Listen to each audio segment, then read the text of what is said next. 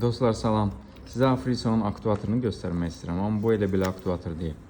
Bunun üzərində 2 ədəd sensor var və bu aktuator həm isidilən döşəmə, həm də radiator sisteminə qoşula bilər.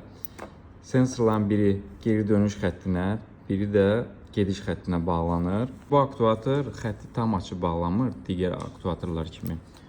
O deməli delta T-ni ölçür, yəni gediş və dönüş arasında temperatur fərqini ölçərək lazımi qədər açır və lazımi qədər bağlayır sistemi. Beləliklə də konturlar arasındakı deməli uzunluq fərqini tənzimləyir. Hər kontura nə qədər istilik daşıyıcısı lazımdırsa, o qədər də oraya yönəldir. Çox ağıllı sistemdir. Bu aktuator vasitəsilə həm də ratometr kollektorda qoya bilərsiniz.